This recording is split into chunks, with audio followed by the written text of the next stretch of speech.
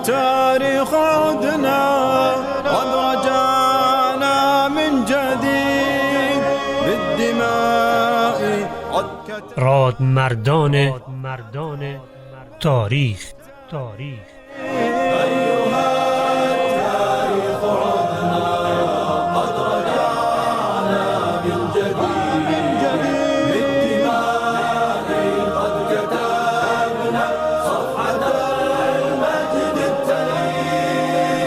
اسألوا جند الصليب، اسألوا جند التتار، هل يئسنا من قتال أو كسرنا من حصار؟ واذكروا فتحا لمكة بعد صابر وانتظار، طارق في وادي لكة خاض أمواج البحار.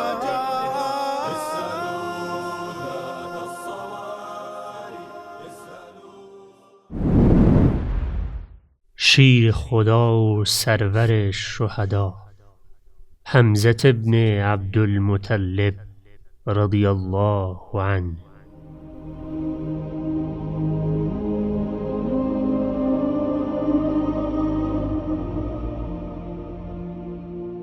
مکه پس از پایان روزی مملو از تلاش، کوشش، عبادت و لهو و لعب به خواب فرو رفته بود. قریشیان در بسترهایشان از این پهلو به آن پهلو می شوند. جز یک نفر که در بسترش طعم راحتی و آسودگی را نمی چشید. او زود هنگام بر رخت خواب می رود و پس از چند ساعت استراحت با شور و اشتیاق بزرگ برمی خیزد، زیرا با الله وعده دارد. پس به سوی سجاده‌اش در اتاق رفته و به مناجات و راز و نیاز با پروردگارش می پردازد.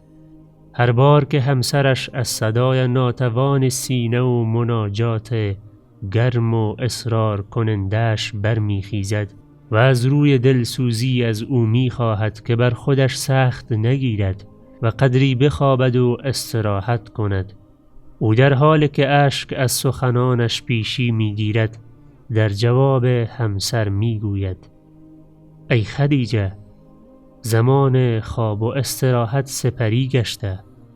اگرچه موضوع محمد در ابتدا توجه قریش را به خود جلب کرده بود، اما هنوز خواب را از دیدگانشان نربوده بود، چرا که او دعوتش را به تازگی آغاز کرده بود و سخنانش را مخفیانه می گفت. تعداد کسانی که به او ایمان آورده بودند بسیار کم و اندک بودند. بغیر از کسانی که به او ایمان آورده بودند، کسانی هم بودند که وی را بسیار دوست داشته و ارج می نهادند و مشتاقانه آماده ایمان آوردن، پیوستن و حرکت در کاروان مبارکش بودند و چیزی جز برخی عادات عرفی و محیطی، فشارهای تقالید و مسائل موروثی و نیز تردید میان ندای غروب و ندای طلوع مانعشان نمی شد.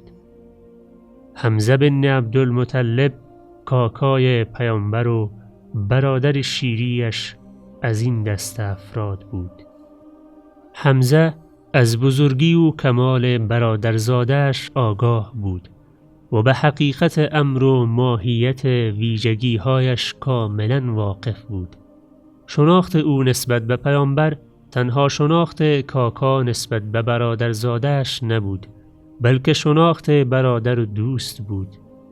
رسول خدا و حمزه از یک نسل و هم سن و سال بودند. با هم بزرگ شدند، هم بازی بودند، پیوند برادری برقرار نمودند و از همان ابتدا پا به پای هم حرکت کردند. جوانی هر کدام از آنها در راهی سپری شد. حمزه برای دست یافتن به پاکی‌های زندگی خود را در میان همتایانش جا می‌داد و میان سران مکه و بزرگان قریش جایی برای خود دست و پا می‌کرد، در حالی که محمد راه خدا را برایش روشن می‌ساخت و بر حرف دلش که او را از هیاهوی زندگی به تأمل و اندیشه ژرف و آماده سازی جهت دریافت حق می کشید. می گوییم اگرچه جوانی هر یک از آنها مسیر برخلاف دیگر را در پیش گرفت، اما حمزه هرگز حتی برای یک لحظه از فضائل و ویژگی‌های دوست همسن و سال و برادرزاده‌اش غافل نشد.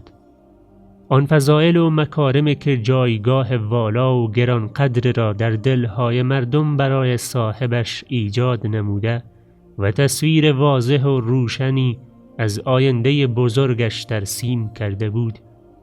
صبح آن روز حمزه مثل همیشه از خانه خارج شد. تعداد از اشراف و بزرگان قریش را در کنار کعبه دید. نزدشان نشست و به سخنانشان گوش میداد.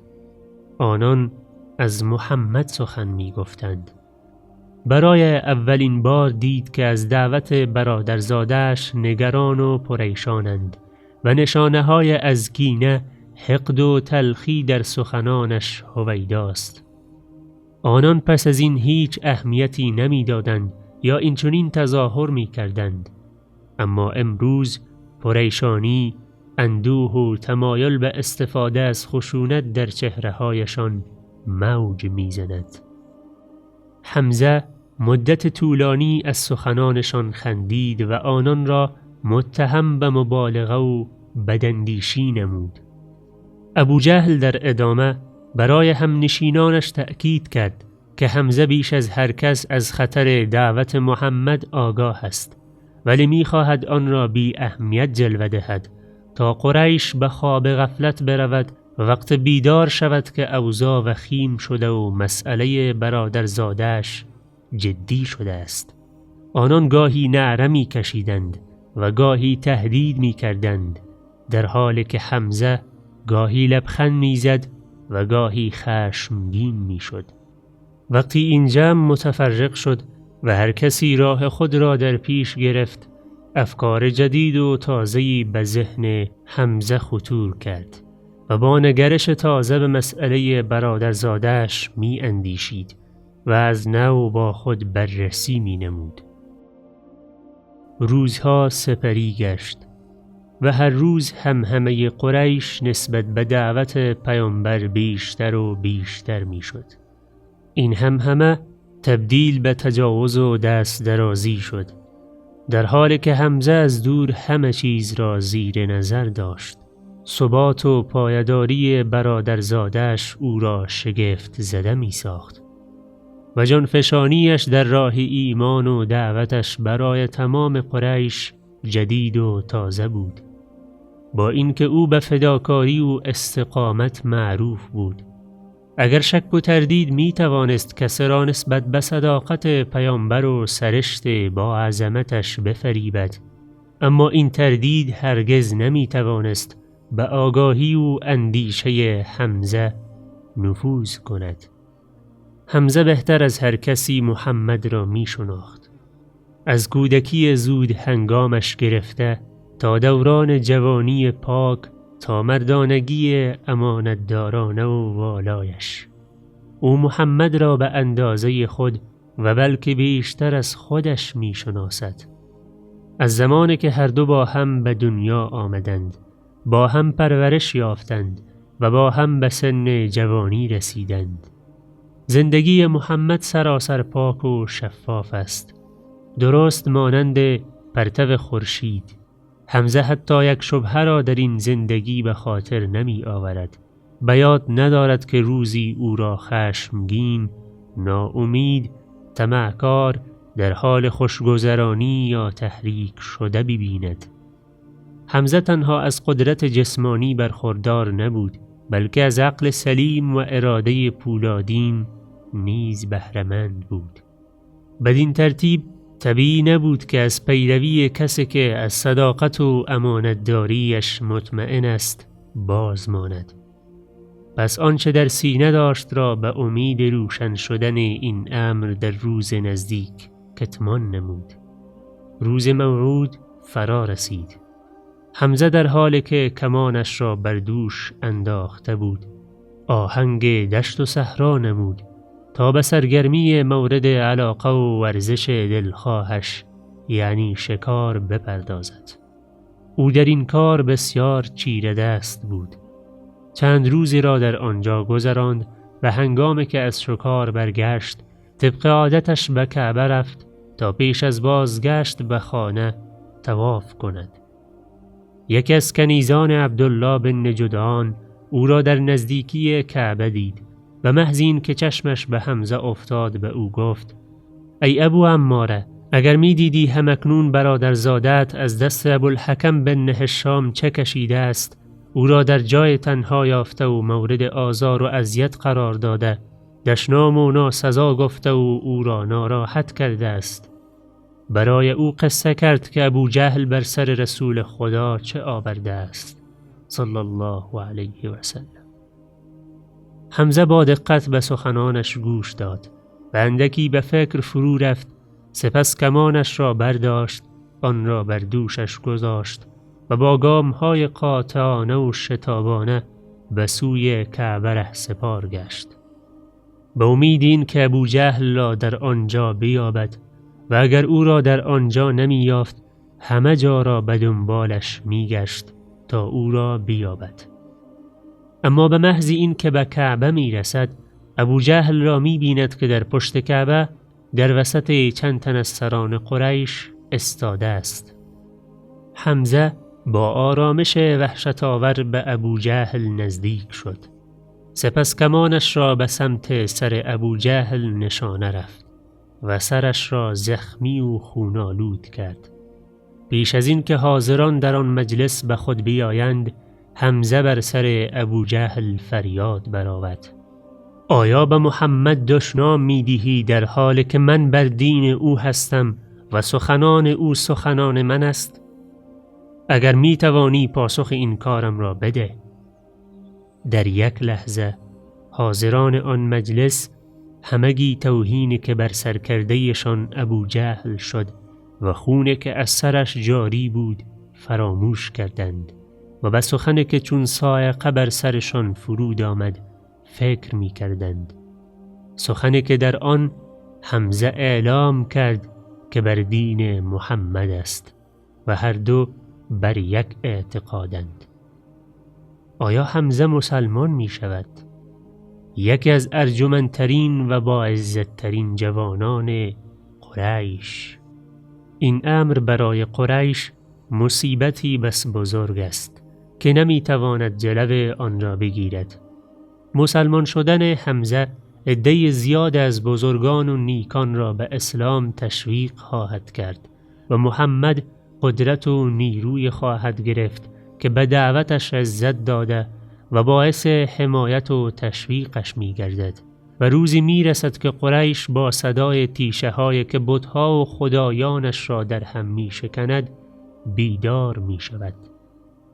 بله، حمزه مسلمان شد و آنچه در سینه داشت را در ملأ عام اعلان داشت و آن جمع حیرت زده و ناامید را به حال خود رها کرد. در حالی که هنوز خون از سر ابو جهل جاری بود، حمزه بار دیگر کمانش را برداشت و آن را روی شانه ثابت کرد و با گام‌های استوار و بسیار شجاعانه راه خانه را در پیش گرفت. حمزة كان فارس الميدان فإنه من أشجع الشجعان. حمزة كان فارس الميدان فإنه من أشجع الشجعان. مبارزا أمعان في الطعان فكان في بدر فتى النزال. مبارزا أمعان في الطعان فكان في بدر فتى النزال. عم النبي الهادي لو مقاما ولقد نصرت بسيفك الإسلام. عم النبي الهادي لو مقاما ولقد نصرت بسيفك الإسلام. لم تخشى سيافا أو سهاما قاتلت أهل الشرك والضلال. لم تخشى سيافا أو سهاما قاتلت أهل الشرك والضلال. عم النبي الهادي لو مقاما ولقد نصرت بسيفك الإسلام. لم تخشى سيافا سيافا أو سهاما قاتلت أهل الشرك والضلال لم تخشى سيافا أو سهاما قاتلت أهل الشرك والضلال وسموت في أحد وكنت مريدا أن تجعل النصر العظيم أكيدا وسقطت في أرض الفداء شهيدا وكنت فيها باطل الأبطال حمزة كان فارس الميدان فإنه من أجدع الشجعان حمزة كان فارس الميدان فإنه من أجدع الشجعان.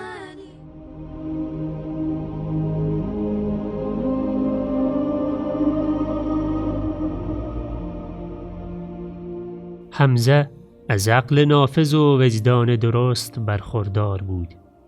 وقت به خانه‌اش بازگشت و سختی‌ها و مشقت‌های آن روز از او دور شد، به فکر فرو رفت. به آنچه رخ داده بود می اندیشید. چگونه و چه وقت اسلامش را اعلان کرده است؟ در لحظه ای از لحظات غیرت، خشم و عکس العمل تند آن را اعلان داشت. از اینکه به برادرزاده‌اش توهین شود و بدون داشتن هیچ یاریگری مورد ظلم و ستم قرار گیرد بدش آمد و به خاطر او خشمگین شد و مردانگی و غیرت بنی هاشم باعث شد سر ابو جهل را زخمی کرده و اسلامش را در برابر او اعلان دارد. اما آیا این بهترین راهی است که انسان بتواند دین پدران و قومش را رها کند؟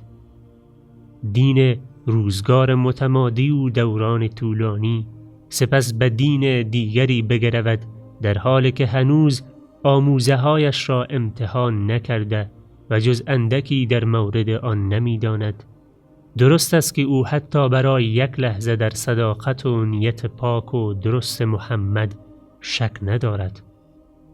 اما آیا شخص می تواند با وجود مسئولیت ها و پیامدهای یک دین جدید و در یک لحظه خشم و عصبانیت بدان بگرود؟ درست مانند حمزه که همکنون چنین کرده بود. او به فکر فرو رفت. روزها سپری شد اما اندیشه او آرام نگرفت و شبها خواب به پلکش نمی آمد. وقتی با عقل به دنبال حقیقت هستیم، شک و تردید به عنوان ابزاری برای معرفت و شناخت خود را تحمیل می کند. به این ترتیب به محض این که حمزه برای پی بردن به امر اسلام و مقایسه میان دین قدیم و جدید به عقلش رجوع کرد، شک و تردید حاصل از حب فطری و ارثی دین پدران و ترس و هراس ارثی از هر چیز تازه به ذهنش نفوذ کرد. تمام خاطراتش از کعبه، خدایان و بت‌هایش و بزرگواری‌ها و عزت‌های دین که این خدایان کندکاری شده بر تمام قریش و بلکه بر تمام مکه ارزانی داشته بود زنده شد. او در سینه برای این دین جدید که برادرزاده‌اش پرچم آن را در دست دارد احترام قائل بود. در صورت که او بتواند یکی از پیروان این دعوت و مؤمنان و مدافعانش باشد. چه وقتی برای گرویدن به این دین مناسب است؟ در لحظه خشم و غیرت یا پس از اندیشه و تأمل؟ پایداری وجدان و پاکی اندیشه او را بر آن داشت که بار دیگر با اندیشه قاطعانه و دقیق آن را کاملا مورد بررسی قرار دهد. جدایی از تمام این تاریخ و این دین قدیم و کهنه شکافی بس بزرگ و ژرف است که پشت سر گذاشتن آن بسیار سخت و دشوار می باشد. حمزه از این که شخص بتواند به این راحتی و آسودگی از دین پدرانش دست بکشد شگفت زده شد و از این کارش پشیمان گشت، ولی همچنان به سیر و سفر عقل و خرد ادامه داد و هنگامی که متوجه شد عقل به تنهایی پاسخگو نیست، با تمام اخلاص و صداقتش به غیب پناه برد. در کنار کعبه خاشانه و مناجات کنان رو به آسمان کرد و از قدرت و روشنایی هستی کمک خواست تا به سوی حقیقت و راه راست رهنمون گردد. به سخنان خودش گوش دهیم که بقیه ماجرا را قصه می کند. سپس به خاطر ترک دین پدران و قومم پشیمان شدم. شک و تردید وجودم را فرا گرفته بود و خواب به چشمم نمی آمد. سپس به کعبه آمدم. به درگاه الله زاری و مناجات نمودم تا سینه‌ام را بر روی حق بگشاید و شک و شبهه را از من دور سازد و الله دعایم را مستجاب نمود و قلبم را پر از یقین ساخت. پس نزد رسول خدا صلی الله علیه و سلم رفتم و ماجرایم را برایش تعریف کردم. او نیز از الله خواست که قلبم را بر دینش استوار و ثابت بگرداند. به این ترتیب حمزه به یقین اسلام آورد. خداوند اسلام را با حمزه عزت بخشید. او استوار و قدرتمند از رسول الله صلی الله علیه و سلم و یاران مستضعف و ستم دیدش دفاع می کرد. ابو جهل او را دید که در صفوف مسلمانان استاده است و یقین پیدا کرد که مبارزه آغاز شده است. پس قریش را به آزار و اذیت رسول خدا و یارانش تحریک می نمود و فضا را برای جنگ داخلی که به وسیله آن خشم و کینه‌اش را ارضا می نمود آماده می ساخت. بدون شک حمزه نتوانست جلو تمام آزارها و اذیتها را بگیرد، اما اسلامش بسان سپری بود. از طرف دیگر اسلام آوردن حمزه در ابتدا و سپس عمر ابن خطاب تشویق و تحریک موفق برای گرویدن بسیار از قبایل به اسلام بود. از زمانی که حمزه مسلمان شد تمام سلامتی، قدرت و زندگیش را در راه الله و رسولش نذر کرد تا آنجا که پیامبر اکرم صلی الله علیه و سلم این لقب بزرگ را به او نسبت داد: شیر الله و شیر رسول الله. امیر و فرمانده اولین سریه که مسلمانان در آن برای رویارویی با دشمن خارج شدند حمزه بود. اولین پرچم که رسول خدا صلی الله علیه و سلم به یکی از مسلمانان سپرد از آن حمزه بود. در غزوه بدر حمزه شیر خدا و شیر رسولش صلی الله علیه و سلم بود و شگفتی ها آفرید. سپاه در هم شکسته و ناامید قریش از بدر به مکه بازگشت. ابو سفیان هراسان و با خفت بازگشت، در حالی که اجساد سران و بزرگان قریش را در میدان نبرد به جا گذاشته بود.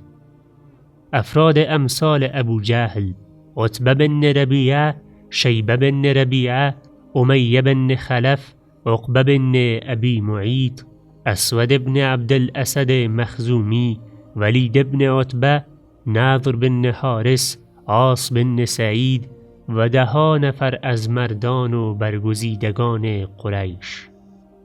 قریش نمی توانست این شکست بزرگ در برابر اسلام را بپذیرد. پس به آماده سازی و تجهیز پرداخت. تمام نیرو توانش را جمع کرد تا انتقام خود، شرف و کشته شدگانش را بگیرد و عزم را بر جنگ و نبرد جزم نمود. أيها التاريخ عدنا قد رجعنا من جديد بالدماء قد كتبنا صفحة المجد التالي.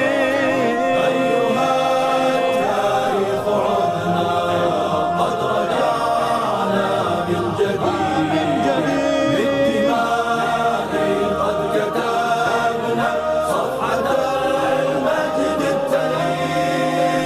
اسألوا جند الصليب، اسألوا جند التتار، هل يئسنا من قتال أو كسرنا من حصار؟ واذكروا فتحا لمكة بعد صابر وانتظار، طارق في وادي لكة خاض أمواج البحار. اسألوا ذات الصواري، اسألوا عنا الصحاري، نحن طلاب المعالي، نحن رهبان الليالي.